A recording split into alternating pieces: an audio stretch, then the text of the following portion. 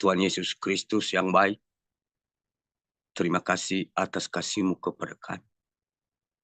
1 minggu lamanya siang dan malam, Engkau selalu bersama-sama dengan kami anak-anak-Mu. Di mana kami berada, di aktivitas kami, di perjalanan kami, Engkau selalu beserta melindungi kami. Sehingga pada pagi hari ini, kami bisa berkumpul lagi sekalipun lewat udara. Untuk memuji dan memuliakan nama-Mu yang di surga. Kami masing-masing pribadi datang di hadirat-Mu saat ini. Dan kami mohon, banyak sekali kesalahan pelanggaran yang kami lakukan, baik yang secara sengaja maupun yang tidak, satupun tidak ada yang tersembunyi bagi-Mu Tuhan Yesus. Ampunilah segala dosa dan pelanggaran kami. Berbelas kasihanlah kepada kami semua anak-anak-Mu manusia yang sangat hina dan berdosa ini dari antara manusia yang telah Engkau ciptakan, yang sudah pernah hidup di tengah dunia ini Tuhan Yesus.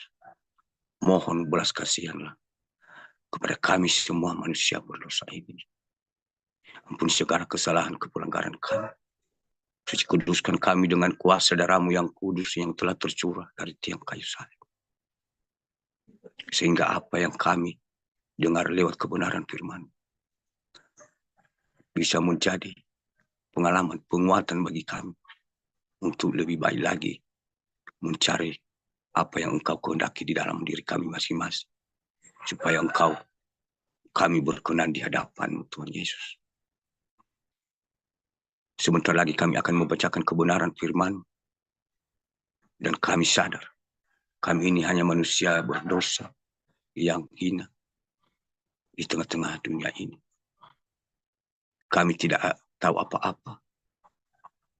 Kami mohon, urapilah bibir lidah kami, besertalah dengan kami.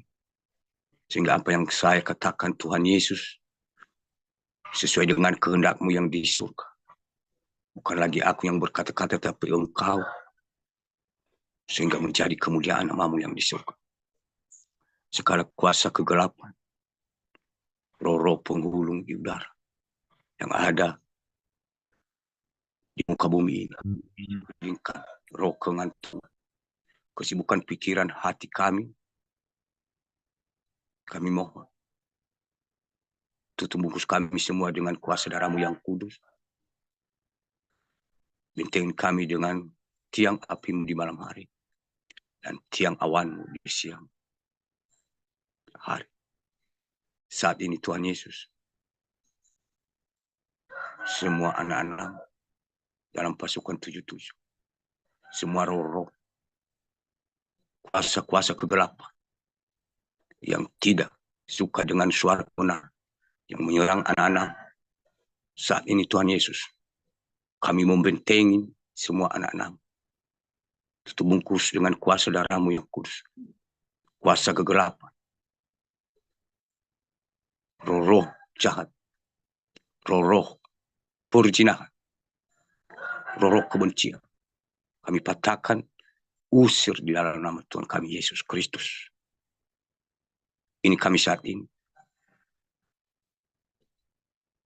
kami serahkan tubuh jiwa kami di dalam tangan, sehingga kami bisa menerima apa yang Engkau katakan lewat kebenaran firman, menjadi hikmat yang sangat berharga bagi kami untuk mencari Engkau lebih sungguh-sungguh lagi Tuhan Yesus. Ini doa kami yang tidak sempurna ini. Biarlah Engkau yang menyempurnakan kepada Bapa yang di surga. Dan biar segala pujian, syukur, sembah sujud kami hanya agungkan di dalam nama Tuhan kami Yesus Kristus. Haleluya. Haleluya. Haleluya. Amin. Bapak Ibu, saudara-saudariku semua yang dikasihi di dalam nama Tuhan kita Yesus Kristus, mari kita buka Alkitab kita bersama-sama. Kita kutip dari Injil Matius pasal yang 23, Matius 23 ayat 25 sampai 28. Matius 23 ayat yang ke-25 sampai ke-28. Kalau kita sudah dapat, mari kita bacakan di dalam nama Tuhan Yesus Kristus masing-masing pribadi. Ayat yang ke-25. Celakalah kamu, hai ahli Taurat dan orang-orang Farisi. Hai kamu orang-orang munafik, sebab cawan dan pinggan kamu bersihkan sebelah luarnya, tetapi sebelah dalamnya penuh rampasan dan kerakusan. 26. Hai orang Farisi yang buta, bersihkanlah dahulu sebelah dalam cawan itu, maka sebelah luarnya juga akan bersih. 27. Celakalah kamu ahli Taurat dan orang-orang Farisi. Hai kamu orang-orang munafik, sebab kamu sama seperti kuburan yang dilabur putih, yang sebelah luarnya memang bersih tampaknya, tetapi yang sebelah dalamnya penuh tulang belulang dan pelbagai jenis kotoran. 28. Demikian jugalah kamu. Di sebelah luar, kamu tampak benar di mata orang, tetapi di sebelah dalam, kamu penuh kemunafikan dan kedurjanaan. Demikian firman Tuhan.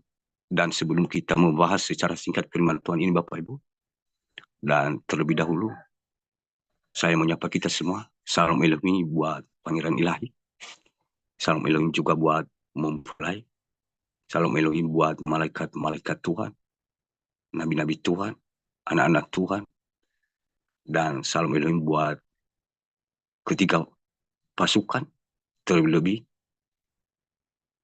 pasukan elitnya Bapak Yahweh. Dan salam Elohim juga buat penonton live streaming YouTube kami. Saya mewakili kami dari pasukan, kami mengucapkan selamat pagi, selamat beribadah, salam damai sejahtera, salam kasih, salam sukacita, biar segala pujian, syukur, hormat, kuasa, kemuliaan hanya bagi nama Tuhan kita Yesus Kristus. Haleluya, amin. Dari kebenaran firman Tuhan yang telah kita bacakan ini, Bapak Ibu, dan saya yakin bahwa kebenaran firman Tuhan ini sudah kita mengerti sebenarnya. Namun, kita jarang mengutipnya karena kita memakai perasaan secara jasmani. Kalau kita masih mengedepankan perasaan sebagai manusia jasmani, menghargai perasaan sesama. Namun saat ini kita diingatkan bahwa harus kita masing-masing anak-anak Tuhan yang hidup dalam roh dan kebenaran dan berjalan sesuai dengan kehendaknya untuk menguatkan kita, supaya kita ini harus bisa memisahkan mana kehidupan secara jasmani dan kehidupan secara rohani, mana kehidupan secara manusia pada umumnya, dan mana kewajiban yang harus dilakukan secara tanggung jawab yang dipercayakan Tuhan kepada kita masing-masing, harus kita bisa pisahkan.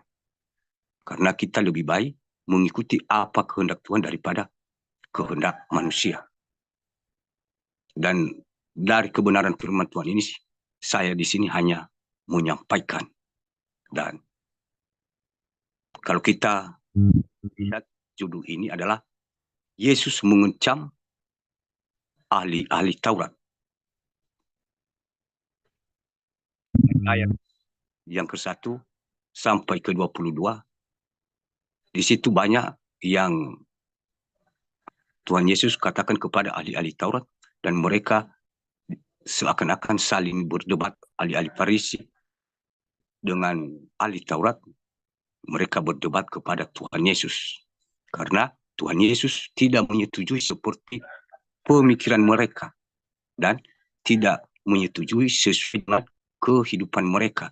Jadi makanya mereka berdebat, karena dikelilingi mereka oleh banyak orang.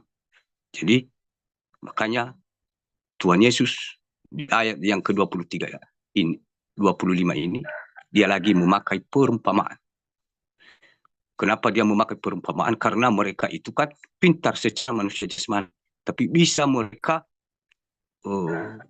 tangkap bahwa ini menunjukkan kepada mereka, tapi untuk mengetahuinya secara rohani mereka tidak mengerti. Tapi orang lain tidak bisa mengetahui kebenaran perumpamaan ini bahwa ditujukan kepada ahli Farisi dan ahli Taurat oleh Tuhan Yesus, karena semua umatnya bodoh, tapi hanya ahli-ahli Taurat yang mengetahui perumpamaan itu bahwa secara manusia jasmani mereka membahas tertuju kepada mereka, tapi orang lain tidak mengerti bahwa Tuhan Yesus memakai perumpamaan ini untuk ditujukan kepada orang-orang Farisi dan orang-orang ahli Taurat dan orang yang ahli kitab. Jadi seakan-akan umat yang ada di sekitar mereka, berarti mereka tidak mengerti bahwa semua itu apa artinya dan ditujukan kepada siapa. Nah, di sini kita diajarkan bahwa di ayat 25 ini katanya, celaka kamu, hai ahli-ahli Taurat dan orang-orang Farisi. Saya yakin ahli-ahli Taurat dan orang-orang Farisi ini zaman dahulu kala kita mengerti semuanya. Bagaimana sifat-sifat dan penampilan ahli-ahli Taurat ini sama orang-orang Farisi ini. Jadi kalau dikatakan kata celaka, kalau kita ketemu mungkin seseorang yang tabrak atau berantem sampai mengeluarkan darah, berarti itu dikatakan celaka. Ini berarti bukan hanya kecelakaan ringan atau bukan hanya musibah ringan, dia dikatakan celaka, kecelakaan. Berarti kita mengerti bahwa itu suatu duka, kata celaka ini. Jadi kita secara manusia jasmani mengatakan celaka berarti kita sudah mulai merasakan duka. Nah, apalagi kalau Tuhan Yesus sendiri waktu itu mengatakan celaka, berarti berapa sakitnya dan dalamnya kesedihan Tuhan Yesus itu sehingga dia bisa mengatakan celakalah kamu, hai ahli-ahli Taurat. Sedangkan kita manusia saja kalau kita mendengar ini sudah celaka, kecelakaan, kita kaget.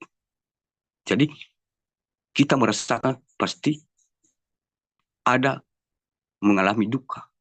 Nah, kalau kita perbandingkan bagaimana kalau Tuhan sendiri mengatakan celakalah kamu, berarti kita tidak bisa bayangkan.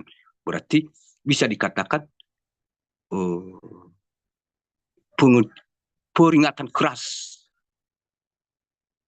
peringatan keras kepada ahli-ahli Taurat.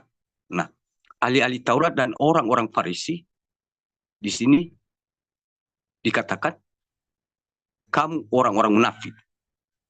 Jadi dikatakan orang-orang ahli Taurat ini mereka semua mengetahui kebenaran firman Tuhan dan mengatakan kepada umat atau bangsa Israel waktu itu, karena mereka ya dipercayai menurut mereka dan mereka juga diikuti oleh umat-umatnya. Jadi Tuhan Yesus mengatakan bahwa seperti ahli-ahli Taurat, ahli-ahli Farisi ini adalah termasuk golongan orang munafik. Kita tahu bagaimana kalau dikatakan orang munafik.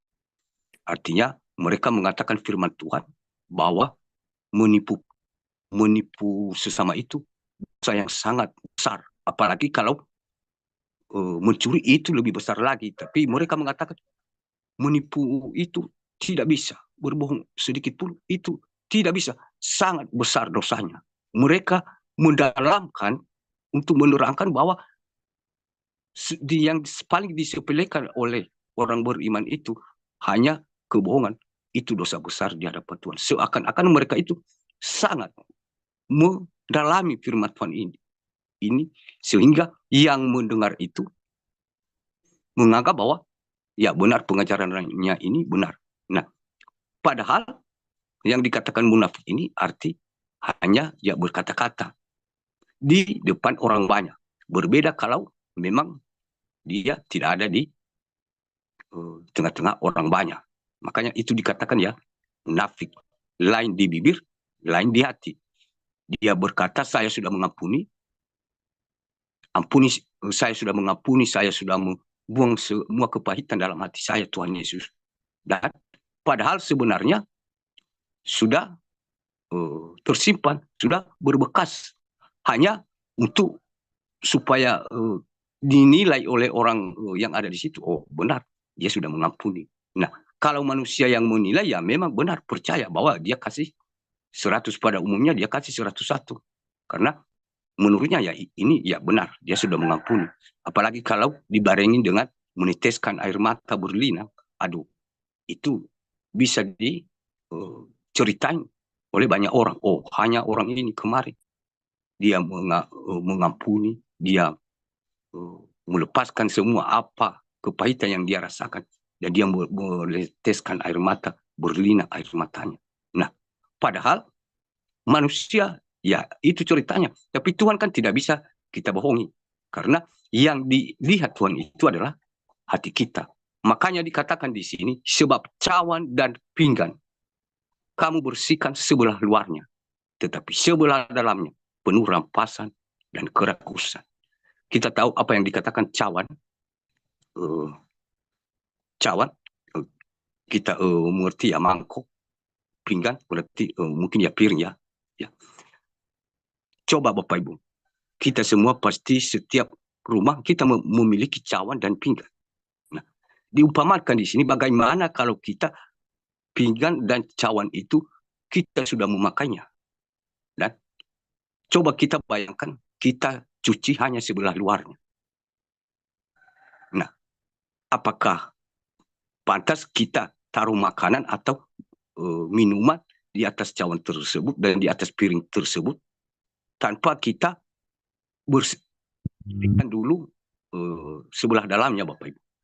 Tentu saja pasti kita berkata ya tidak lapar dan tidaklah kawat. Pasti itu orang gila kalau hanya luarnya piringnya dicuci, pinggannya dicuci, cawannya dicuci hanya luar. Ditaruh makan berarti itu orang gila. Nah, pastikan orang gila. Nah, itu gambaran dari tubuh, jiwa, roh ahli Farisi, ahli Taurat di hadapan Tuhan pada saat itu. Karena Tuhan melihat hati mereka. Seperti gambaran cawan ini secara manusia jasmani yang kita bisa buktikan. Ketika luarnya hanya dicuci dan lalu ditaruh di atasnya makanan. Artinya bukan menjadi kesehatan, bukan menjadi makanan, tapi menjadi racun. Dan karena bisa membunuh kita. Akhirnya makanan itu kotor, jadi kotor. Jadi tidak ada gunanya kita membersihkan piring yang tadi sebelah luarnya. Nah, itu yang dikatakan oleh Tuhan Yesus yang dimaksudkan. Bahwa orang-orang Farisi, ahli-ahli Taurat pada zaman itu, roh mereka itu seperti cawan tadi. Nah, kita sudah mengerti, saya tidak menjelaskan lebih dalam lagi. Jadi kita mengerti bagaimana piring tadi kalau belum dicuci dalamnya, hanya luarnya. Kita cuci sampai setengah jam, tapi dalamnya tidak kita cuci, langsung kita kasih makan. Apakah kita sendiri memberikannya atau bagaimana? Tentu tidak, Bapak Ibu. Seperti itu di hadapan Tuhan Yesus pada zaman itu. Tubuh, jiwa, roh ahli-ahli Taurat ini di hadapan sangat kotor. Tapi menurut ahli-ahli Taurat, mereka dari penampilan, dari perkataan, mereka cukup dengan itu, ya sudah. Nah, diteruskan di sini. Hai orang-orang Farisi yang buta, bersihkanlah dahulu sebelah dalam cawan itu. Maka sebelah luarnya juga akan bersih. Nah, Tuhan Yesus menjelaskan bahwa hai orang Farisi yang buta. Nah, di sini lagi kita berbicara secara manusia jasmani, kalau kita dikatakan buta, padahal mereka itu tidak buta. Lubang jarum pun mereka bisa melihat. Tapi kenapa Tuhan Yesus berkata hai orang-orang Farisi yang buta. Ini lagi bukan hanya dikatakan kepada satu orang, tapi ya orang-orang Farisi itu ya. Kenapa dikatakan buta? Nah, yang dimaksud oleh Tuhan Yesus di sini bukan mata kepala. Jadi mata rohani. Artinya sama seperti cawan tadi, kalau orang buta mencuci piring, dan kalau orang buta berarti bukan hanya luar dia cuci, pasti dia bisa kan mungkin menjama ya, meraba-raba. Oh ini dalam piring, dalamnya ini piring ini luarnya, ini dalamnya. Tapi kalau orang buta lebih pintar dari mereka yang bisa melihat secara mata kepala, apalagi secara roh mereka. Artinya di mata Tuhan itu roh mereka dianggap buta, sekalipun mereka bisa melihat lubang jarum secara mata kepala ini. Jadi yang dimaksud roh mereka ini buta, artinya tidak tahu mana yang baik, mana yang tidak baik, mana yang kotor, mana yang bersih. Dan tidak tahu mana yang menjadi dosa dan mana yang tidak menjadi dosa. Jadi itu gambaran dari buta. Hai orang Farisi yang buta, bersihkanlah dahulu sebelah dalam cawan itu, maka sebelah luarnya juga akan bersih. Nah, aku kasih contoh. Bagaimana Bapak Ibu contoh? Tubuh kita ini yang bisa kita buktikan ya secara pikiran. Kalau kita mungkin pergi ke sawah misalnya, mencangkul sawah, kita pakai jas, kita pakai sepatu, kita pakai das. Apakah terlihat luar cawan yang dilihat oleh manusia, atau pendengar kita dilihat, loh ini sudah pakai sepatu, jas, das, dan mungkin kita sudah rapi ya. Nah, padahal kita itu kan mencangkup sawah. Artinya sekalipun penampilan kita itu terlihat di mata orang seperti dipuji, akan kotor. Dia kotor. Begitu pula Bapak Ibu sebaliknya. Kalau kita mungkin pergi ke pasar, lalu kita pakai pakaian yang sudah robe-robe, padahal ada pakaian kita yang lain, kan tidak begitu pula Bapak Ibu. Jadi harus sesuai. Itu yang dimaksud Tuhan Yesus adalah semua yang dibersihkan itu bukan hanya dari luar, tapi dibersihkan di dalamnya juga harus dibersihkan. Makanya dia jelaskan di sini, bersihkan dahulu sebelah dalam cawan itu, maka sebelah luarnya juga akan bersih. Bagaimana membersihkannya yang dimaksud oleh Tuhan Yesus? Kebenaran firman Tuhan yang mereka ucapkan itu yang dimaksud Tuhan Yesus. Belajar yang sesuai kemampuan, bukan yang tidak sesuai kemampuan masing-masing, tapi dia paksa bahwa ini harus kejar sampai sini. Tapi Tuhan sudah tahu bagaimana masing-masing. Jadi itu yang dikatakan, lakukan terlebih dahulu apa yang diinginkan Tuhan. Sebelah luarnya artinya yang terlihat. Itu yang mengendalikan tubuh jasmani ini sehingga tidak berpura-pura, tidak sombong, dan tidak menghakimi dan lain-lain. Ketika sudah bersih, tertanam kebenaran firman Tuhan itu, karena dia itu adalah terang. Jadi terang itu gelap tidak akan dekat dengan kegelapan, tidak akan dekat dengan terang itu.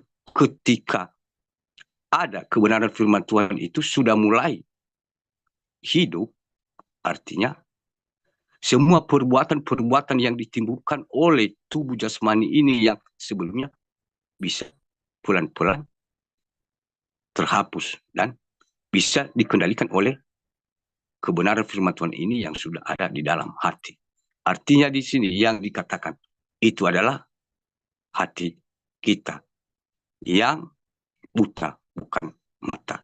Jadi diteruskan, celakalah kamu hai ahli Taurat dan orang Farisi, hai kamu orang-orang munafik, sebab kamu seperti kuburan yang dilabur putih, yang sebelah luar memang bersih tampaknya, tetapi yang sebelah dalam penuh tulang belulang dan berbagai jenis kotoran. Nah, di sini dijelaskan lagi, diumpamakan lagi bagaimana yang dikatakan dengan kuburan.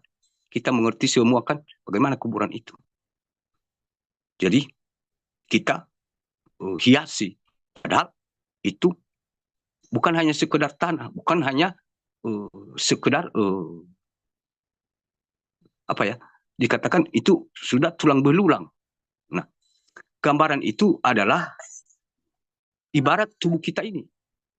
Tubuh kita ini terlihat memakai baju putih, memakai penampilan yang tampil.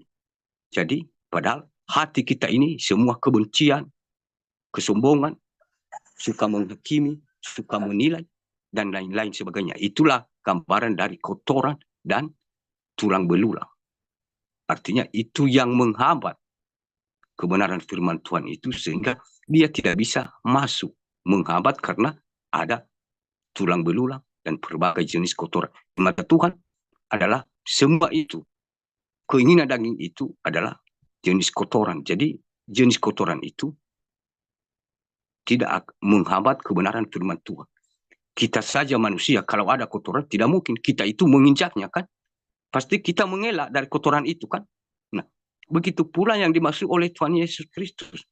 Ketika ada kebencian, keinginan daging, dan lain-lain yang bertentangan dengan firman Tuhan itu, firman Tuhan itu, kuasanya itu tidak masuk di dalam hati kita. Sama seperti kita tadi, ketika ada kotoran, tidak mungkin kita itu menginjaknya. Karena kita tahu itu kotoran. Tapi di mata Tuhan Yesus, itulah yang menjadi kotoran. Yang sudah ada di dalam tubuh roh ahli-ahli Farisi, ahli-ahli Taurat kemarin itu. Dijelaskan di sini. Demikian jugalah kamu di sebelah luar. Kamu tampak benar di mata orang. Tetapi di sebelah dalam, kamu penuh kemunafikan dan kedurjanaan. Nah, di sini lagi dijelaskan bahwa kamu, artinya ditujukan setiap orang, bahwa sebelah luar kamu tampak benar. Dalam berkata-kata, dalam penampilan, mempergunakan firman Tuhan, menyuruh untuk harus melakukan, tapi tidak pernah belajar untuk menjadi pelaku firman sesuai kemampuan. Jadi, di dalam hatinya, apa yang mereka lakukan, semua yang tidak sesuai dengan kehendak Tuhan. Mereka semua menghafal firman Tuhan dan menggunakan firman Tuhan itu untuk mencelakai orang lain dan untuk membolak-balikan kebenaran itu dan untuk mencari kesalahan orang lain supaya mereka itu tidak mau dikatakan salah, berdebat. Untuk mencari kebenaran firman Tuhan itu mereka gunakan untuk menjadi kemuliaan diri mereka di depan orang supaya mereka dikatakan memperkatakan tidak mereka kalah debat. Artinya mereka memakai firman Tuhan, tapi itu gambaran bahwa hanya mereka berkata supaya mereka dianggap mereka itu adalah seperti orang yang percaya kepada Tuhan Yesus. Padahal hati mereka bukan seperti itu, hanya mengatakan saja. Nah, dari kesimpulan dari ayat 25 ini sampai 28, Bapak Ibu, ini terjadi kepada ahli Taurat. Kita juga anak-anak Tuhan.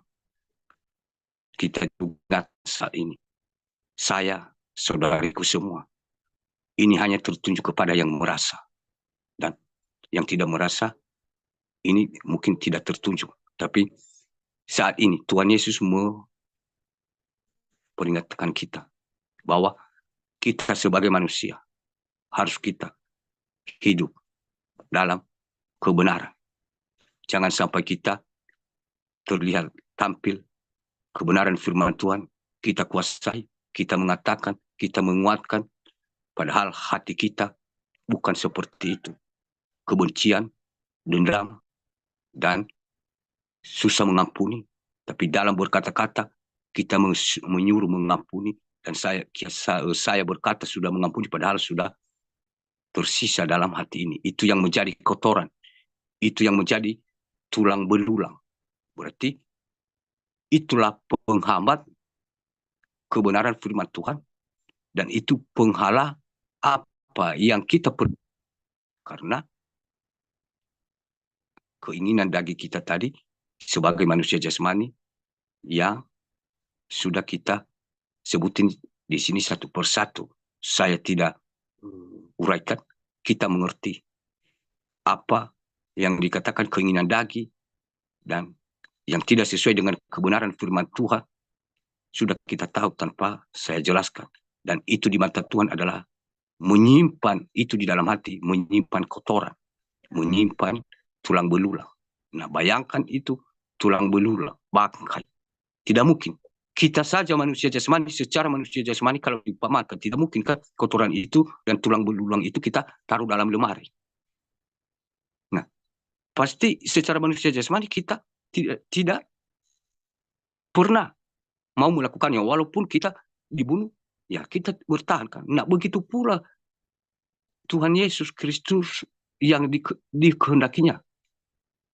Ketika kita tidak menyimpan firman-Nya itu, berarti di matanya kita sedang menyimpan kotoran. Sama seperti tadi, kita menyimpan kotoran dalam lemari.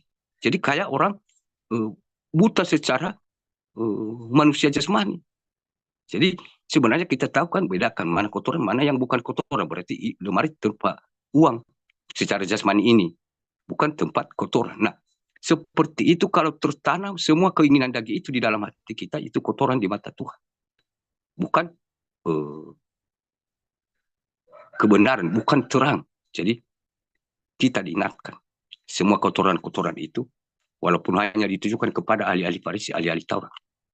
Dan kita termasuk ahli-ahli Farisi, ahli-ahli Taurat itu, kita semua mengerti kebenaran firman Tuhan. Dan bukan dalam arti kita ini dikatakan, siapa yang tidak berdosa. Tuhan sendiri sudah mengatakan, satu orang pun tidak ada yang benar. Semua sudah melakukan dosa. Tuhan mengerti. Tanpa kita meminta belas kasihan, Tuhan sudah mengerti bahwa semua manusia tidak ada yang benar. Nah,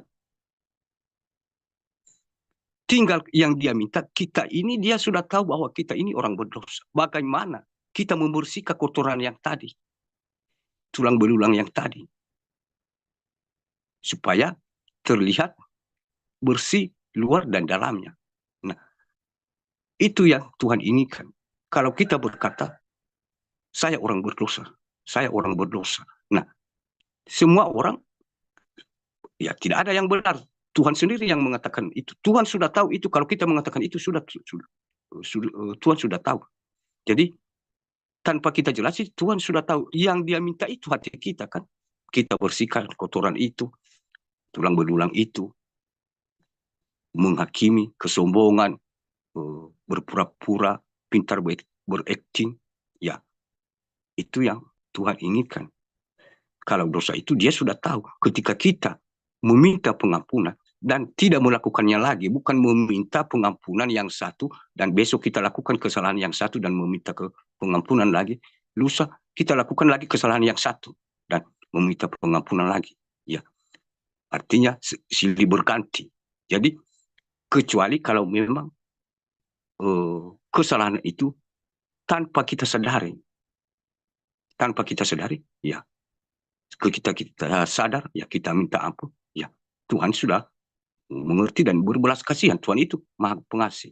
Nah, kalau seandainya kita sudah tahu dan melakukannya, ya itu yang berbahaya. Seperti ahli-ahli Taurat ini, makanya dikecam bahwa celaka lah. Makanya dia pakai kata celaka. Kalian ahli Taurat ini sudah mengerti bahwa ini salah, tapi kalian hanya menyatakan. Jadi makanya dikatakan celaka. Celaka dari atas, dari awal ayat ini sampai terakhir ini, pasal ini ya. Celaka, kata celaka. Berarti celaka. Itu semua yang diawali oleh setiap awal ayat kata Tuhan Yesus. Kenapa? Karena mereka sudah mengerti, tapi mereka tidak melakukannya. Makanya celakalah, menjadi pembawa celaka bagi mereka, bukan kepada orang lain. Jadi begitu pula kita ini, Bapak Ibu. Kalau kita menyimpan kotoran di dalam lemari, pasti kita membawa kuman penyakit kepada kita secara manusia jasmani ini. Begitu pula di hadapan Tuhan. Kalau kita menyimpan semua keinginan daging itu yang bertentangan, berarti kita membawa, menyimpan kotoran di hadapan Tuhan. Kita menyimpan ibarat virus secara jasmani yang tadi, artinya kuasa si jahat. Itulah yang mengundang kuasa si jahat itu, ibarat virus, kotoran tadi, kuman. Itu tulang belulang mengundang kuman. Nah, yang keinginan daging kita ini, itu yang mengundang kuasa si jahat. Mereka beramai-ramai.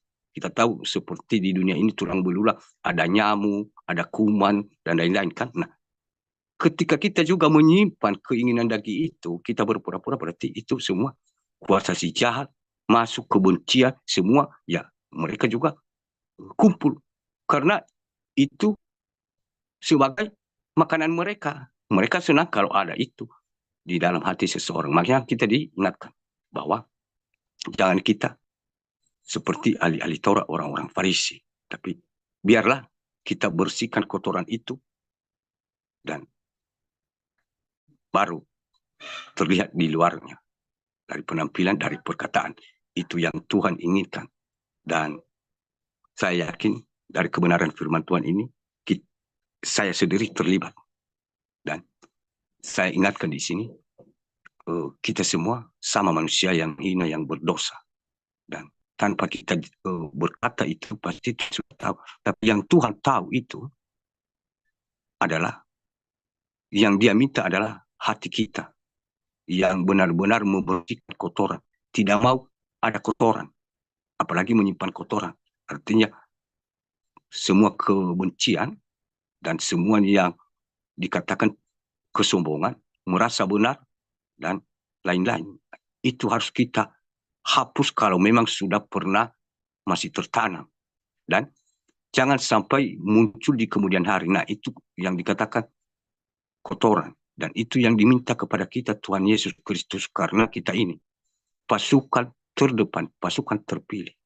Tentara prajurit yang dipersiapkan. Nah, prajurit di dunia ini saja, semua kesehatannya dites, diuji semua. Tingginya dites semua. Nah, begitu pula kita ini, Bapak Ibu.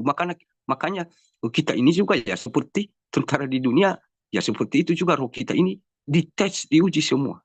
Apakah lolos, ada kotoran, ada tulang belulang, atau bagaimana. Nah, kita bersyukur Bapak Ibu. Itulah kasih Tuhan Yesus. Dia masih memberi kita kesempatan untuk memperbaiki hidup kita ini, hati kita ini di hadapan Tuhan Yesus Kristus. Sehingga nanti di matanya, artinya kita ini termasuk seorang prajurit yang dipersiapkan. Kita ini semua yang dipilih. Kita ini yang dipersiapkan untuk melawan musuh. Bukan untuk mundur, Bapak Ibu. Jadi saya yakin pasti kita sudah dipakai. Di kemudian hari pasti kita benar-benar sungguh-sungguh dengan kebenaran firman Tuhan ini. Kita akan diingatkan ketika kita timbul muncul kebencian atau dendam atau apa-apa, pasti kita menganggap ini kotoran. Ini tulang belulang. Ampuni saya Tuhan Yesus. Jadi kita pasti ini sudah menjadi perisai kita, kebenaran firman Tuhan ini. Sehingga di kemudian hari pasti Tuhan tidak kecewa kepada kita. Kita bersama-sama semua menjadi benar-benar lulus dalam seleksi pengujian untuk menjadi laskar-laskar Kristus yang sudah dipersiapkannya.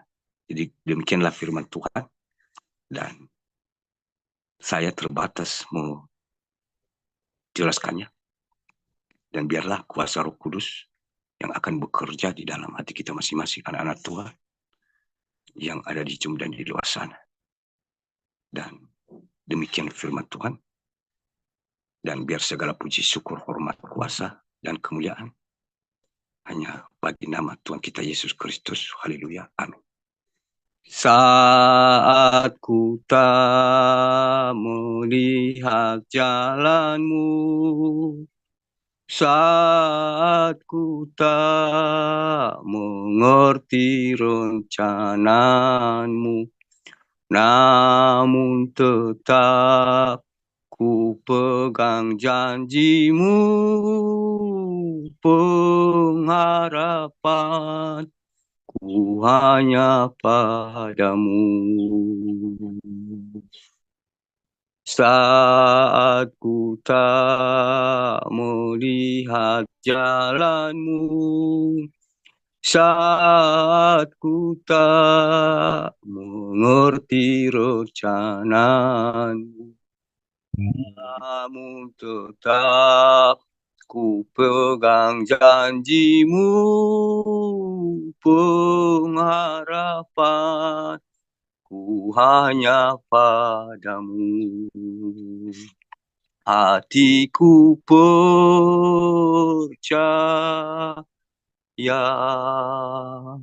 Hatiku percaya,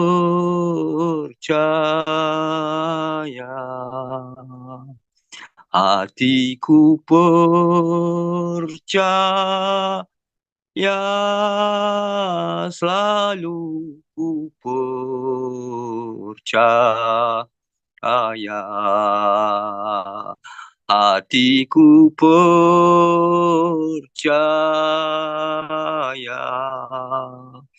hatiku percaya,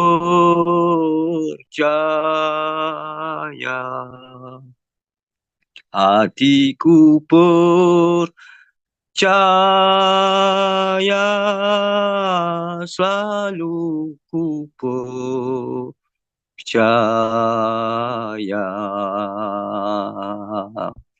Saat ku tak melihat jalanmu, saat ku tak mengerti rencana, namun tetap ku pegang janjimu, pengharapan ku hanya padamu. Saat ku tak melihat jalanmu, saat ku tak mengerti rencanamu, namun tetap ku pegang janjimu, pengharapan ku hanya padamu. Hatiku percaya,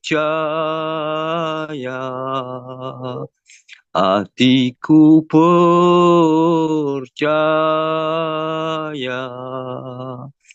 hatiku percaya, selalu ku percaya. Hatiku percaya,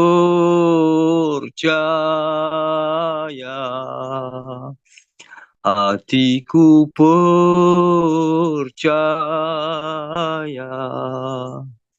hatiku percaya, selalu ku percaya.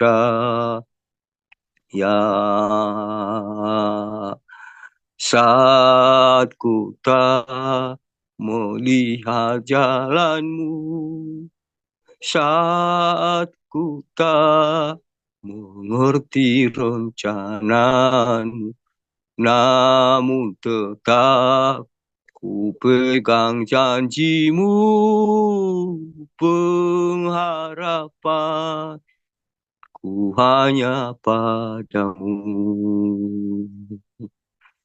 Saat ku tak melihat jalanmu, saat ku tak mengerti rencanamu, namun tetap ku pegang janjimu, pengharapan ku hanya padamu.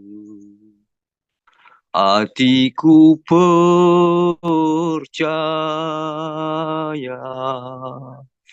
hatiku percaya,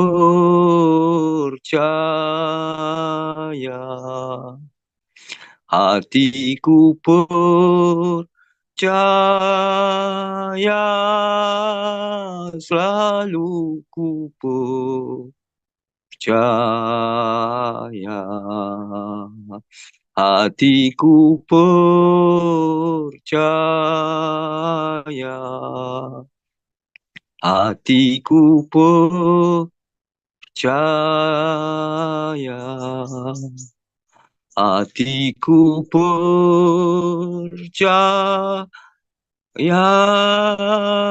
selalu ku percaya.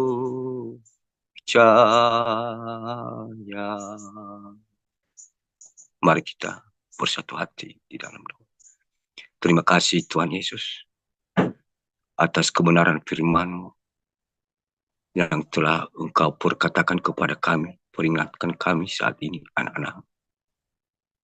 Engkau mengecam kami, Tuhan Yesus, bahwa yang Engkau minta adalah bukan penampilan kami, bukan perkataan kami yang berpura-pura di hadapan, tapi Engkau mengingatkan kami bahwa hati kami ini yang Engkau minta dengan sungguh-sungguh. Seperti apa yang ada di dalam hati kami ini, itu yang kami ucapkan. Terima kasih Tuhan Yesus. Ketika kami akan lupa, Engkau mengingatkan kami. Itulah tanda belas kasihan-Mu kepada kami semua anak-anak manusia yang sangat hina dan berdosa. Dan dari kebenaran semua, kebenaran firman-Mu ini, ahli-ahli Taurat, orang-orang Farisi itu adalah kami Tuhan Yesus, masing-masing anak-anak. Bahkan lebih dari mereka kami ini Tuhan Yesus di hadapan. Kami ini sudah kotor Tuhan Yesus.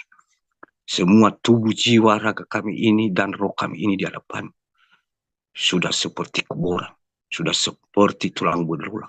Kami menyimpan semua kepahitan, kebencian, keinginan daging, keinginan dunia ini. Tuhan Yesus Kristus, ampuni kami.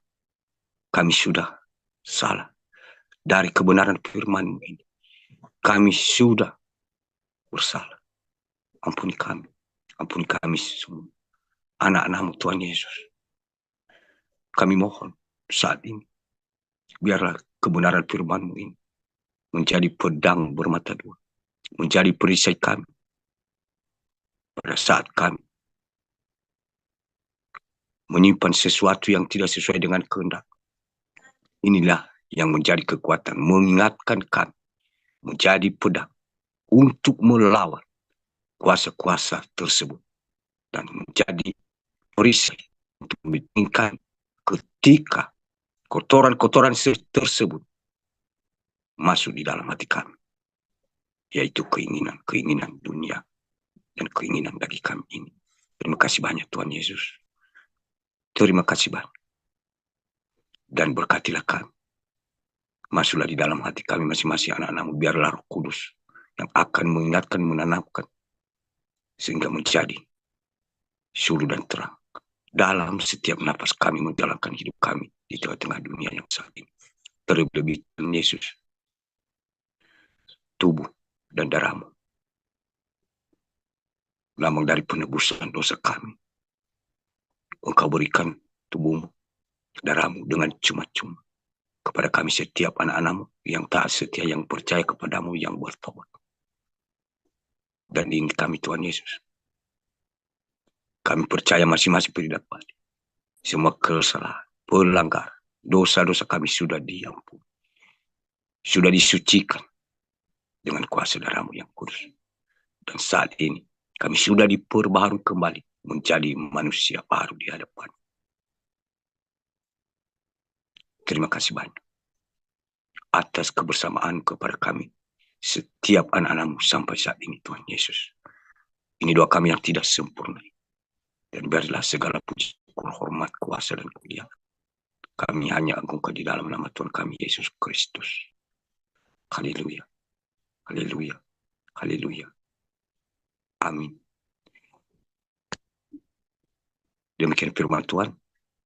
Terima kasih banyak. Tuhan Yesus memberkati. Dan mari kita semua persiapkan hati kita. Mari kita bersatu hati di dalam doa. Terima kasih Tuhan Yesus atas kebersamaan kami, kebersamaan-Mu kepada kami semua anak-anak. Dari awal ibadah kami sampai pertengahan. Sebentar lagi kami akhiri. Engkau telah bersama-sama dengan kami. Engkau membimbing kami, menasihati kami lewat kebenaran firman. Terlebih-lebih Engkau memberikan dengan cuma-cuma penebusan dari darah dan tubuh kepada kami.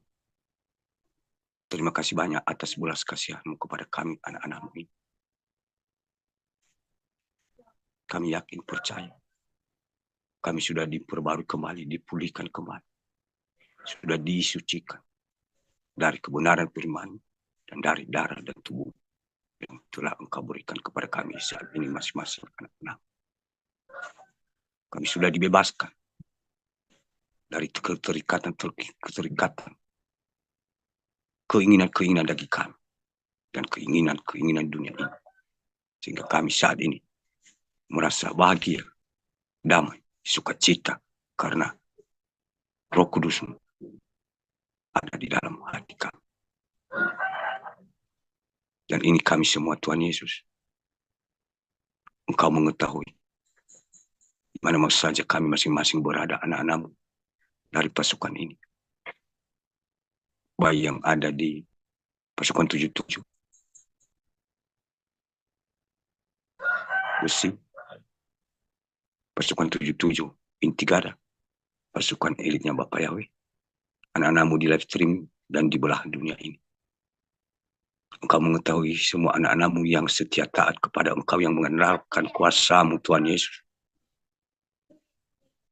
Di mana saja mereka berada, di rumah-rumah mereka, di jalan-jalan mereka, di kota-kota mereka, di mana mereka jalan yang mereka lalui, yang mereka tempuh,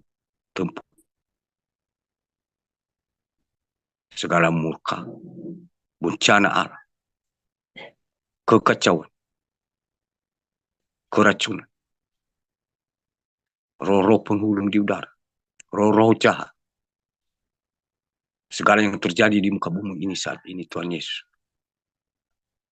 Engkau membentengi mereka. Biar tiang api-Mu di malam hari dan tiang awan-Mu yang menyertai mereka di siang hari, dan tutup bungkus mereka dengan kuasa darah-Mu yang kudus. Kau yang berperang melawan semua musuh-musuh mereka, dan biarlah mereka hanya tinggal diam dan menonton. Nyatakanlah kuasa-Mu kepada setiap anak-anak. Bagi-Mu tidak ada yang tidak mungkin. Segala sakit penyakit disembuhkan. Engkau mengetahui pergumulan-pergumulan mereka masing-masing pribadi di belahan dunia ini, Tuhan Yesus. Dan Engkau menyelidiki hati masing-masing pribadi. Engkau bukakan jalan mereka. Tolonglah mereka, Tuhan Yesus. Apa yang mereka pergumulkan dengan cara-Mu sendiri, dengan kuasa-Mu, sehingga termuliakanlah nama-Mu yang di surga. Semua yang sudah melayani Engkau, anak-anak-Mu pada hari ini, Tuhan Yesus, host yang membawa puji-pujian, doa sapa, dan kami semua anak-anak, berkatilah mereka, berkat rohani dan jasmani. Ini doa kami yang tidak sempurna ini. Dan biarlah Engkau yang menyempurnakan kepada Bapa yang di surga, dengan doa yang telah Engkau ajarkan kepada kami. Mari bersama-sama Bapak Ibu. Bapa kami yang di surga, dikuduskanlah nama-Mu.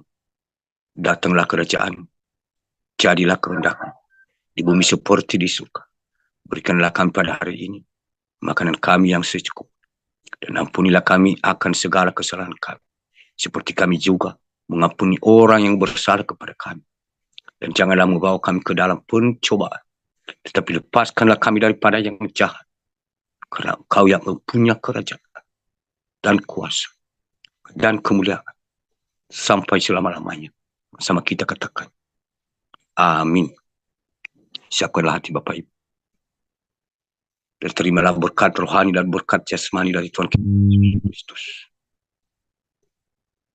Tuhan memberkati engkau dan melindungi engkau. Tuhan menyinari engkau dengan wajahnya dan memberi engkau kasih karunia.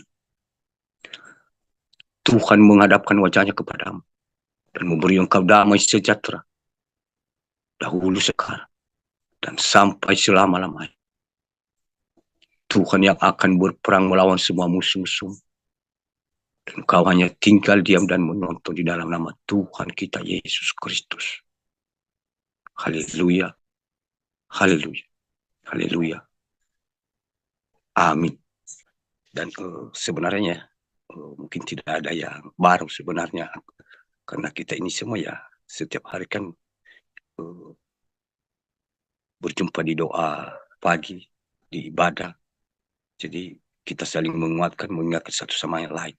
Namun ya hanya saya ingatkan lagi ya,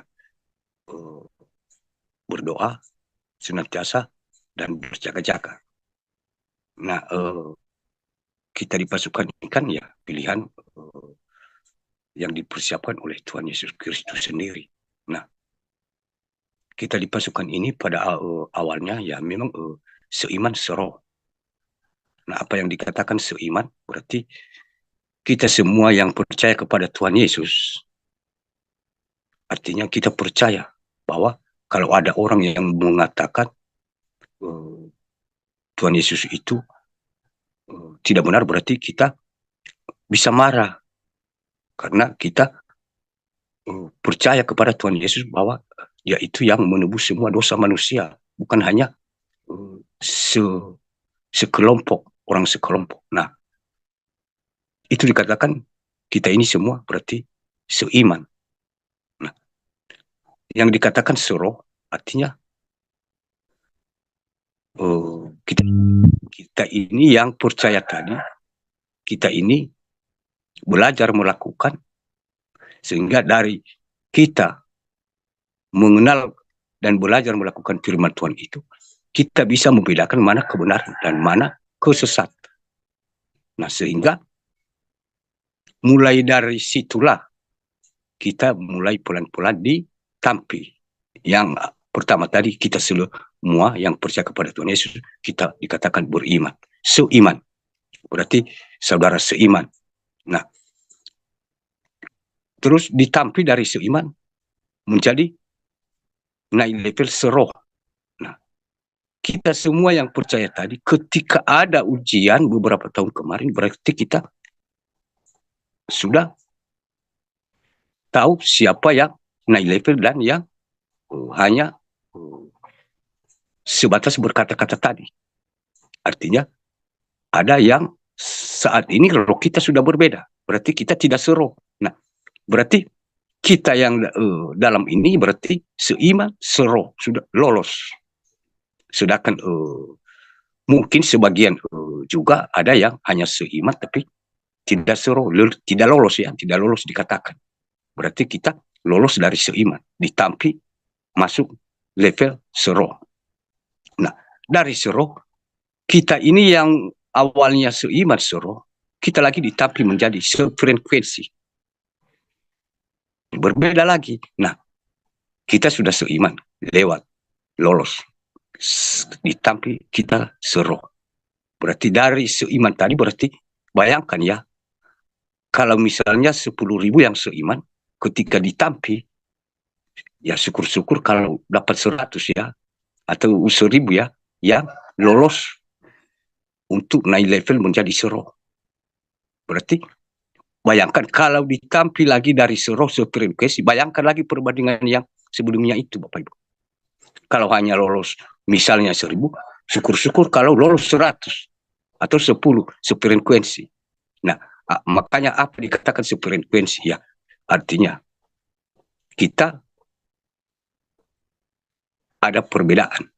Perbedaannya artinya kita seakan-akan misalnya saling menghakimi, saling membenci, saling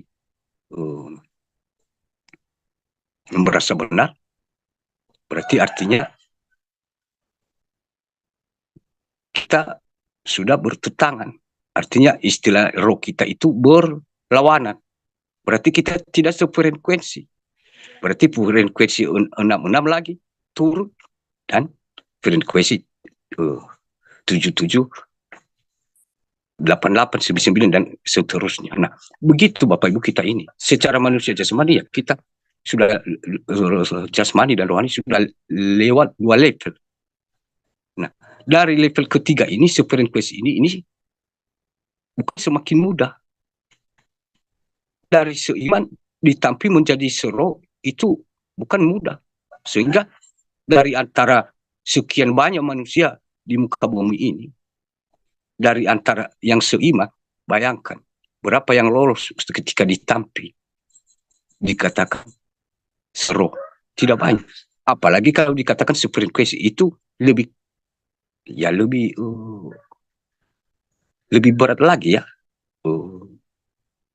penapiannya. Nah, seperti itu ya tingkatan iman kita ini, kita yang dipilih Tuhan ini kan sebenarnya. Makanya kita itu kan dari dulu kan ya di pelan-pelan dari Gak ada besi. Kemarin itu kan diajar, artinya ya belajar melakukan firman Tuhan dan tersinggung tidak tersinggung terserah. Nah, ketika kita sudah diajar, artinya kita naik level, pasti juga kita menguasai kebenaran-kebenaran firman Tuhan itu. Misalnya, saya kasih contoh. Kenapa Tuhan Yesus bilang kepada ahli-ahli Taurat, orang Farisi, ular beludak. Hai kamu orang-orang beludak. Nah, padahal mereka manusia.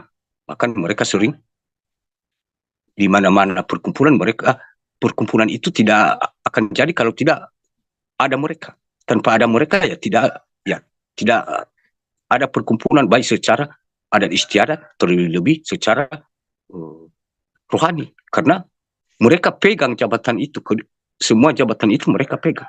Jadi bisa dikatakan ya semua mereka yang melaksanakannya, baik jasmani, rohani, baik adat, baik pemerintah, baik juga tentang kerohanian, ya mereka semua pegang. Jadi bisa dikatakan mereka itu ujung tombak. Nah, sebagai pemimpin, kenapa Tuhan Yesus berkata ular beludak? Nah, kan kita tahu ular beludak itu. Ular beludak itu kan ya lidahnya bercabang dua. Mana yang kita percayai? Yang satu atau yang satu? Kalau kita misalkan, aku kasih contoh, gambaran cabang lidah ular beludak ini yang dimaksud Tuhan Yesus. Kalau misalnya ada anak kembar.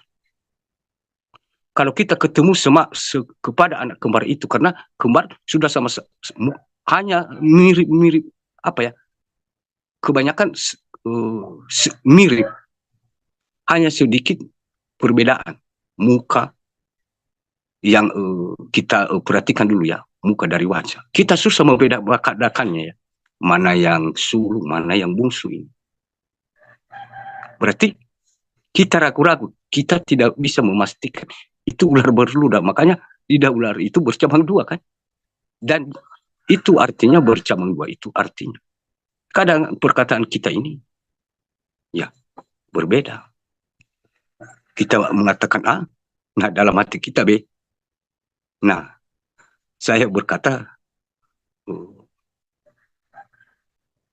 tidak apa-apa. Padahal dalam hati saya berapa-apa. Nah, itu kan seperti dua, berarti ya tidak bisa dipercaya. Ya, itu sudah mulai muncul roh kita ini di hadapan Tuhan, sama seperti tadi kotoran. Itu mengundang penyakit. Nah, apa virus itu dan penyakit itu? Kalau kita menyimpan itu, ya roh kita ini mengundang kita bergabung dengan si ular beludak tadi. Itu hanya satu ciri-cirinya. Kita tahu lagi berbisa lidah ular berbisa itu, ular itu ya sangat berbisa, bisa bengkak, bahkan bisa membuat orang meninggal. Hanya bisa. Nah, coba apa itu? Kata-kata yang suka menghakimi, berarti merasa benar, berarti itu bisanya mematikan. Tidak mau mendengar nasihat, keras kepala, ya memang itu dikatakan ular beludak. Nah, dari situ kita tahu sebenarnya, tanpa saya buka sebenarnya ini, kita sudah tahu kan memahami kebenaran firman Tuhan. Kenapa Tuhan Yesus mengatakan ini kepada ahli Taurat, orang Farisi ini, dan ahli kitab ini, ular beludak. Berarti apa? Sifat-sifat mereka ini apa? Di dunia nyata ini yang bisa dilihat apa? Sudah dijelaskan oleh kebenaran firman Tuhan.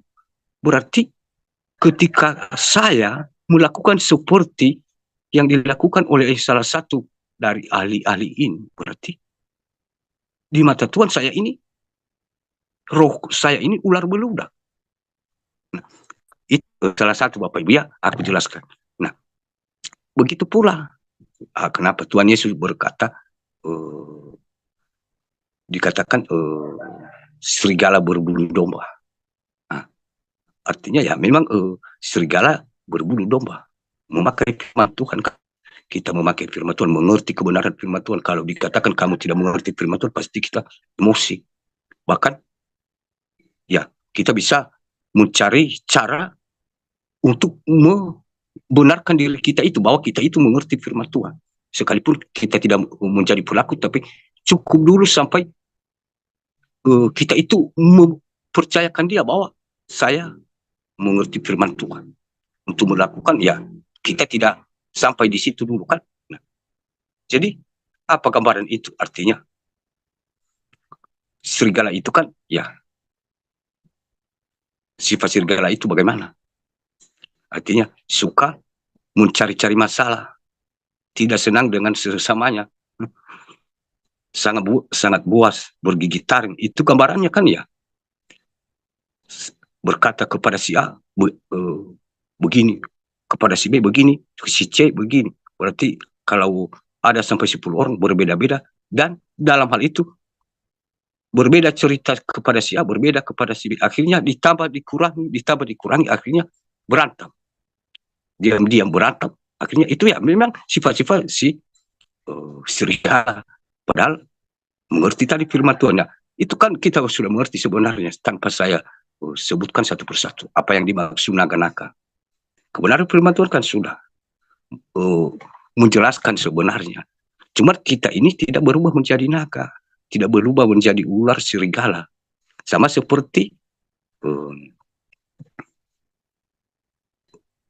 seperti ahli Taurat, ahli Farisi kan, tidak mereka berubah menjadi ular, bukan, tapi roh mereka itu di mata Tuhan.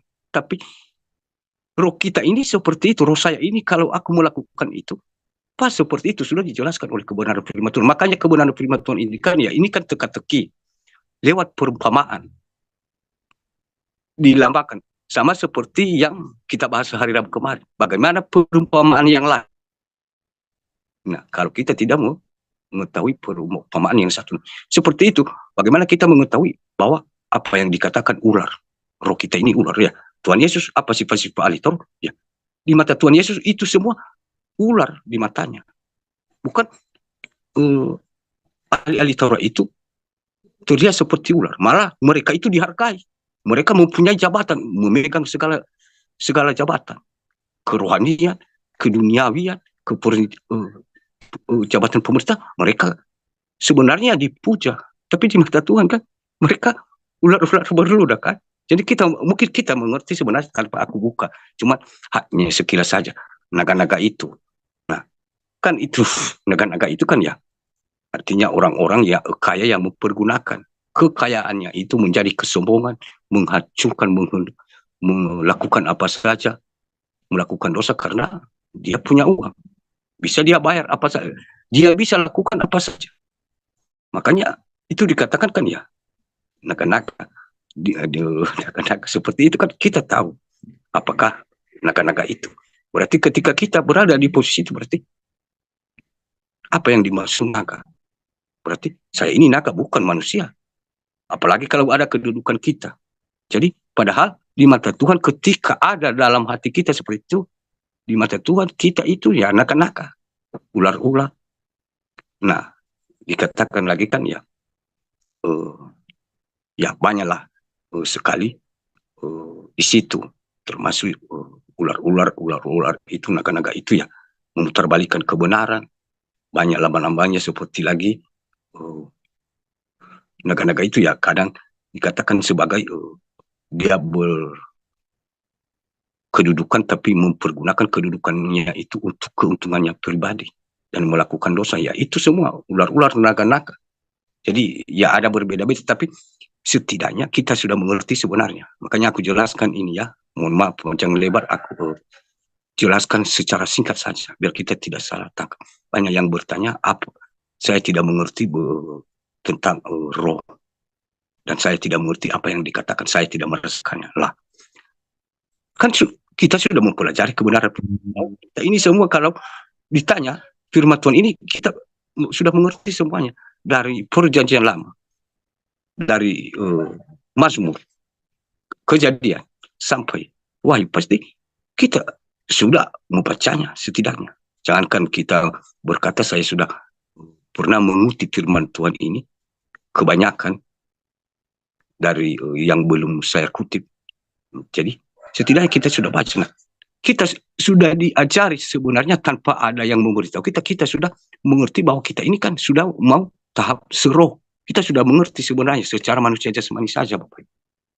Nah, seperti itulah yang dimaksud oleh kebenaran firman Tuhan. Ketika kita naga-naga, ular-ular, berarti ciri-ciri orang-orang yang dikatakan oleh Tuhan Yesus diupamakan seperti itu, berarti apa? Apa ciri-ciri orang-orang ini?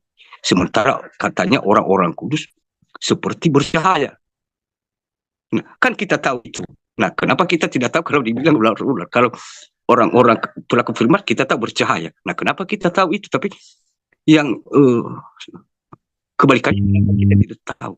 Jadi itu yang diajarkan kepada kita sebenarnya tanpa dijelaskan. Tapi memang itu suatu mengasah iman kita ini supaya diajar bukan semakin menurun, semakin meningkat. Itu kehendak Tuhan Yesus yang diikuti, dikehendaki oleh Tuhan Yesus kepada kita. Nah, makanya kita ini kan kadang pusing.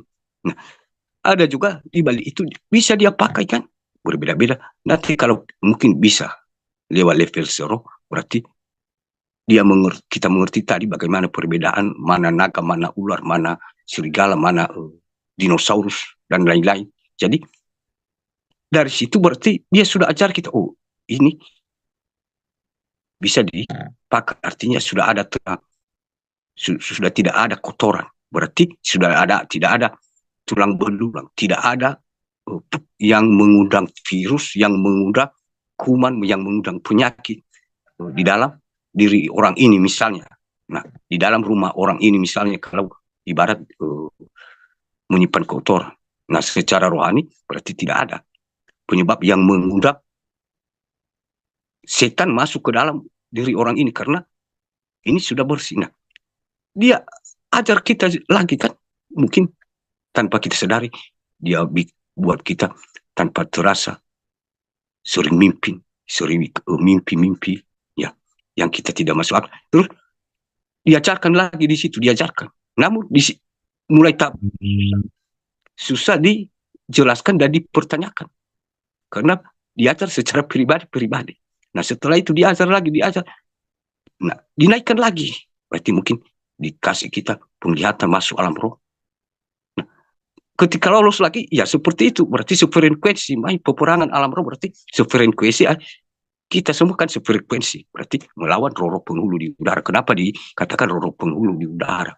Di udara itu mana? Bukan di udara di atas langit dan di atas pohon. Udara itu ada di sekitar kita. Tanpa udara bagaimana kita bisa menghirup udara itu? Tapi setan itu ada di sekeliling kita, bahkan menempel di kulit kita ini. Udara itu kan menempel. Jadi yang dikatakan udara, ya itu kan kata udara. Dimanapun ya udara. Nah, makanya dikatakan yang roh-roh penghulu di udara. Nah, di udara itu ya sekeliling kita. Setiap nafas kita ini udara. Nah, di situ ada si jahat, tapi kita kan tidak melihat mereka. Tapi menurut kebenaran firman Tuhan, mereka lah pemerintah yang ada di udara itu. Setiap perkataan kita ini harus kita menghirup nafas. Ada penghulu di udara, ada si jahat, dia pakai, kurangi, tambahkan, dan benarkan saja ini untuk berkata-kata untuk sementara, dan keraskan saja hatimu ini dulu sebentar, nanti minta ampun dan minta maaf kepada Tuhan. Tuhan itu Maha Pengasih, Pengampun, Penyayang. Terus hati kita ya mengiyakan. Akhirnya di udara ya dia sudah masuk. Nah, kalau ada beberapa tadi yang sudah saya jelaskan di kebenaran firman Tuhan, ular beluda, serigala berbulu domba, naga-naga. Nah, roh kita ini di hadapan Tuhan Yesus bukan hanya lagi kotoran. Selain kotoran, tulang belulang. Selain tulang belulang, munafik. Nah, selain munafik, mungkin ada lagi seperti piring yang kotor tadi. Nah, akhirnya dibilang celaka. Nah, dibilang celaka ya, itu secara roh kita ini celaka. Nah, hanya sekilas saya jelaskan ini Bapak Ibu, karena biar kita ya mungkin bukan dalam arti ya saya ini merasa juga ya meredakan saudariku, dan bukan dalam arti saya lebih benar, bukan Bapak Ibu. Cuma kita saling mengingatkan. Hanya saya menjelaskan karena uh, banyak yang bertanya ya kepada saya, tapi saya susah menjelaskannya secara uh, chat ya. Saya susah menjelaskan, tapi makanya aku jelaskan sedikit, dan jangan saudariku berpikir, oh ini merasa benar dan merasa beriman, merasa hebat dan lain-lain. Tidak. Tapi kita berkewajiban saling mengingatkan Bapak Ibu, saling mengarahkan, menjelaskan sesuai dengan kebenaran yang berkenan di mata Tuhan. Kecuali kalau memang saya mengatakan bahwa dan saya ini lebih benar daripada saudariku. Bukan itu kehendak saya Bapak Ibu, tapi jangan sampai salah sangka, dan bukan juga tujuan saya seperti itu. Cuman kita ini kan saling menjelaskan biar kita tidak salah paham dan bertanya-tanya kenapa saya katakan seperti ini. Nah, si Petrus saja waktu Tuhan Yesus memberitahu kepada murid-muridnya di perjalanan bahwa dia akan dihina, diolok-olok. Nah, apa kata Petrus kepadanya? Itu pilihannya sendiri. Yang ikut bersama-sama dengannya dia setiap hari, setiap malam. Dia berkata, ya, mau Petrus supaya karena itu bagi Petrus itu suatu yang tidak enak secara jasmani ini, penderitaan. Supaya Tuhan menjauhkan seperti itu. Apa kata Tuhan Yesus? Menyala iblis. Bukan dikatakan menyala Petrus, atau pergi Petrus, atau pulang Petrus. Bukan kan menyala iblis. Berarti ya kita sudah tahu berarti kenapa Tuhan Yesus Petrus yang murid-muridnya. Kalau kita baca lagi selanjutnya, ini diurapinya sehingga dia memberi sebuah kunci kerajaan surga yang engkau ikat terikat. Nah, kenapa dia bilang ini iblis? Loh, bagaimana seorang yang dipilih menjadi iblis? Nah, tapi pada saat itu perkataannya itu kan di mata Tuhan rohnya itu iblis. Nah, iblis itu ya kalau dikatakan iblis berarti itu susah. Itu gambaran iblis itu semua bisa merubah wujudnya, bisa menjadi ular, bisa menjadi macam-macam, bisa menjadi naga, bisa menjadi serigala, monyet, lain-lain. Tapi itu wujudnya yang bisa berubah-ubah. Nah, apa yang dikatakan Tuhan Yesus kepada Petrus? Menyala iblis. Bukan dikatakan menyala Petrus di hadapanku. Atau pulanglah Petrus. Tidak kan? Jadi mungkin kurang lebih ya seperti itu. Mungkin saudariku bisa tangkap sedikit ya. Mohon maaf kalau memang tidak kurang bisa ditangkap ya. Aku susah lagi menjelaskannya, hanya sampai di situ aku bisa menjelaskannya supaya kita ini bisa menangkap. Jadi itu saja tentang ya penjelasan yang sudah teman-teman tanya dan Bapak Ibu kepada saya. Nah, terus kita kan dari hari Senin kemarin kita sudah kan melaksanakan semua apa yang dikehendaki Tuhan, dan itu belas kasihan Tuhan kepada kita masing-masing bagi kita yang tidak mengeraskan hati, yang sungguh-sungguh mempergunakan waktu yang diberikan itu kepada kita. Nah, sampai saat ini mungkin kita sudah mengetahui. Nah, jadi kita bersyukur itu semua karena belas kasihan Tuhan, bukan karena kita. Nah, masalahnya tadi kadang kan sampai saat ini kan ya kadang ada yang masih belum, dan ada juga yang sudah, dan bahkan yang belum mendapat pesan itu pun, dan orang itu pun tidak pernah terlihat masuk alam roh, tapi dia diperlihatkan, dia dibebaskan. Saya pun heran, berarti orang ini berarti sudah menjadi hidup baru, sudah diubahkan hidupnya menjadi dia diperbarui. Sebelumnya orang-orang itu ya, Hmm. pernah ya terlihat. Nah, tiba-tiba dia terlihat sudah memakai jubah putih diselamatkan kan. Nah, itulah tadi gambaran-gambaran ya dari kita ini. Ada yang belum uh, mendapatkan pesan, ya mungkin dia uh, benar-benar sungguh-sungguh. Nah, ada juga yang sudah mendapatkan pesan. Nah, tidak bisa terlepas Bapak Ibu. Nah, makanya kan aku katakan itu. Coba. Nah, kalau saya saat ini berkata saya sudah memaafkan ke Bapak Ibu. Salah satu di antara ke-30 ke-43 ini ada yang mungkin yang saya dendam dan saya berkata bersaksi saya sudah memaafkan padahal dalam hati saya belum, atau saya sudah benar-benar memaafkan. Nah, besok muncul lagi dalam hati saya, oh saya kemarin kan sudah memaafkan, oh mungkin kalau aku ingat saat ini aku lagi tarik dan tanam kembali berarti tidak apa-apa. Nah, makanya pada saat secara alam roh itu Bapak Ibu, ketika diselamatkan, semua kita ini sebenarnya sudah diselamatkan Bapak Ibu, sudah direbut dari suatu ada tempat-tempat terkhusus itu. Dikatakan kalau di dunia ini ya mungkin uh, neraka, tapi di sana kan ya tempat-tempat sejati itu semua. Jadi sudah direbut sebenarnya. Nah, ketika sudah direbut, tidak lama kemudian sudah kembali lagi, sudah kembali dan dia tidak mau yang pertama tidak mau diganti pakaiannya itu. Dia memberontak. Terus yang kedua, ketika direbut kembali dari tangan si jahat itu atau ikatan si jahat itu, dia menyerah. Dia tidak mau lagi. Nah, itulah masalahnya kan. Yang aku katakan. Nah, uh, seperti yang aku kasih contoh tadi. Atau susah kita melupakan sesuatu itu. Nah, roh kita itu seperti itu. Memberontak.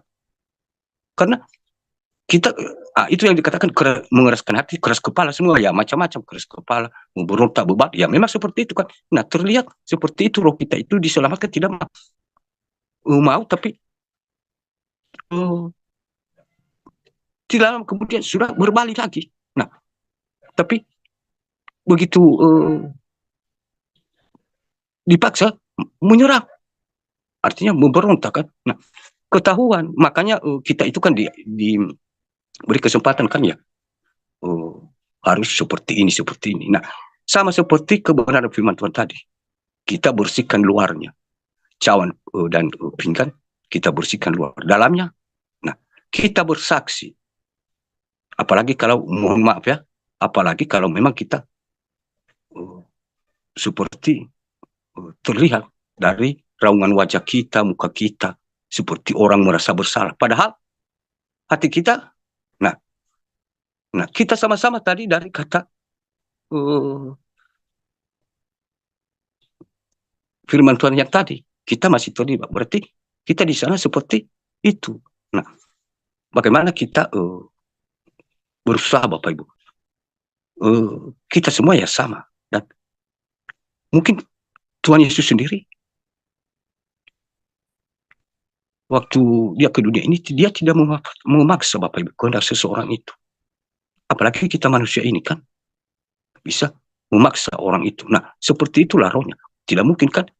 Mungkin ya, mungkin secara manusia jasmani ya kita berkata ya begini. Iya, kalau memang secara manusia jasmani mungkin Bapak misalnya kalau ada uang saya meminjam uang bantu saya bisa.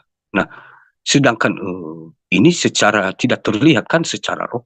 Nah, ketika kita berbelas kasihan, nah hatinya tadi di situ ada kuncinya.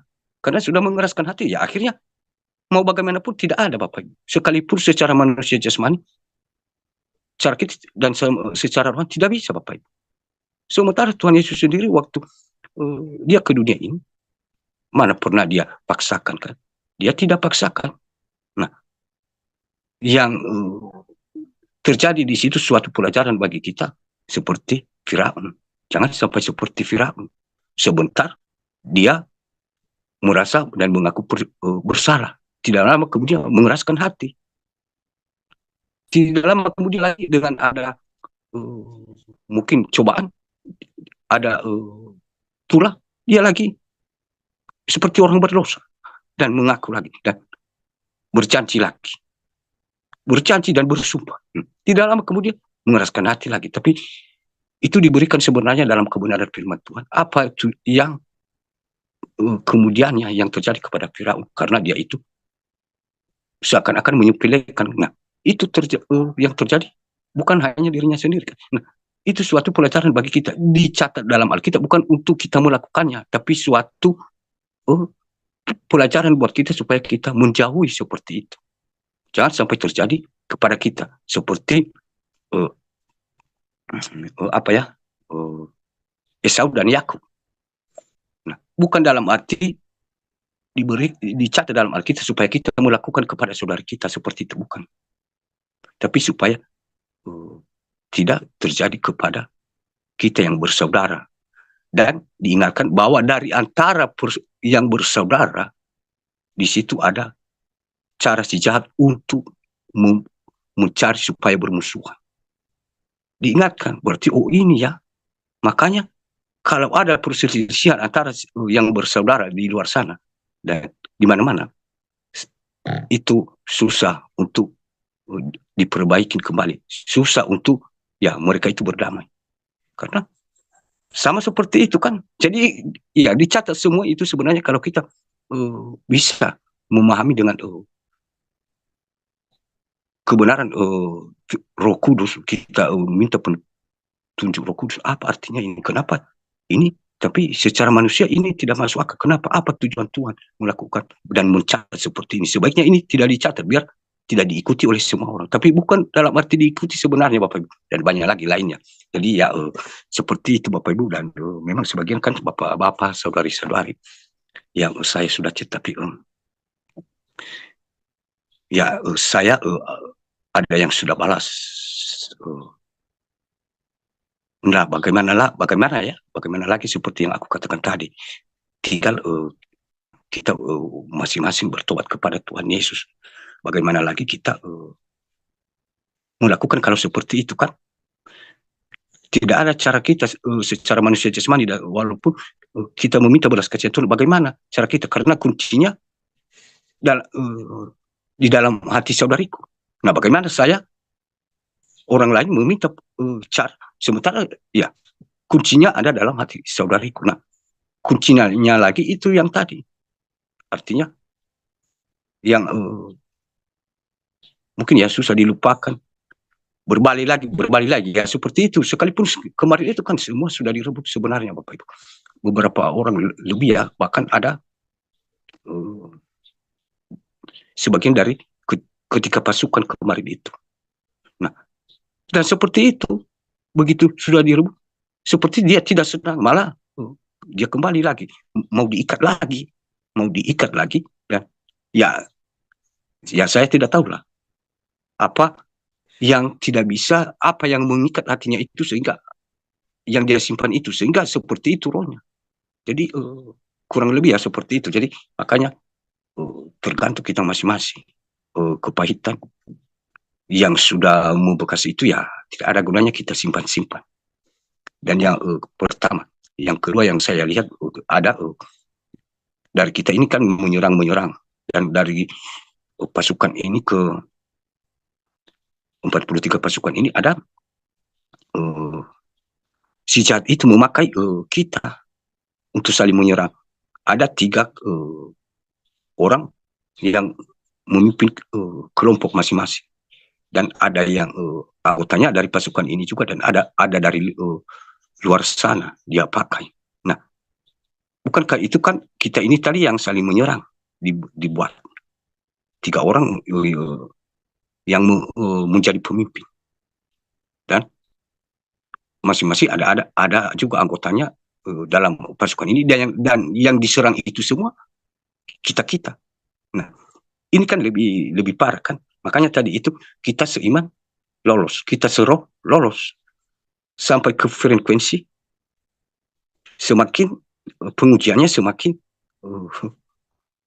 semakin tidak mudah. Kalau dikatakan ya Bagaimana ya? Tidak semua orang melaluinya, ya memang ada yang lolos, ada yang tidak lolos. Nah, makanya kita harus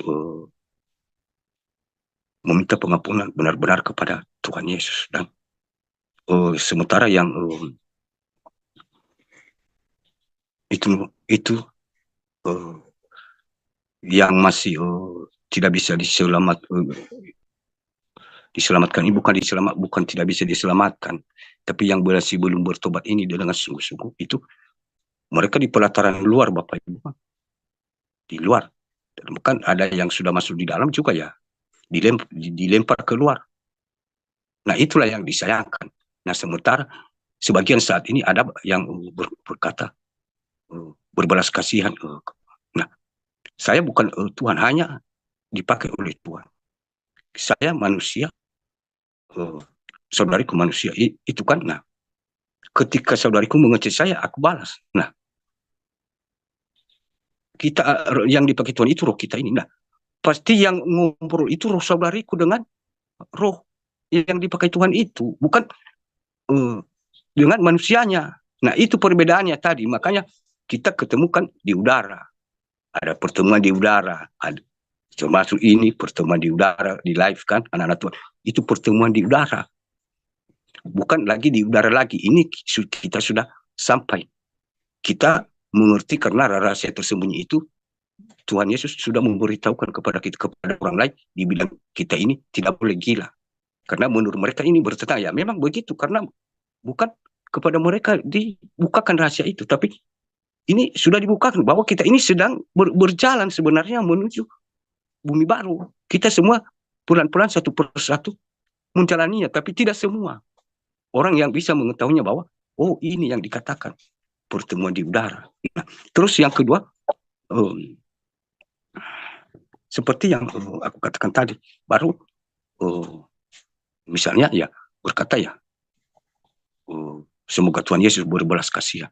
Nah, itu yang saya sayangkan, Bapak Ibu. Coba kalau dalam 3 hari itu, bukan dalam arti 24 jam atau 12 jam terus sebenarnya yang diminta Tuhan itu kepada kita. Kenapa kita tidak benar-benar sungguh-sungguh secara jasmani dan secara rohani? Nah, coba kalau demi keinginan kita di dunia ini, sekalipun 24 jam, maupun hampir nyawa melayang, sanggup. Bahkan sampai beberapa tahun pun sanggup. Nah, kenapa hanya seperti itu tidak sanggup, Bapak Ibu? Nah, itulah yang kita dikatakan kadang penyesalan itu terlambat ya.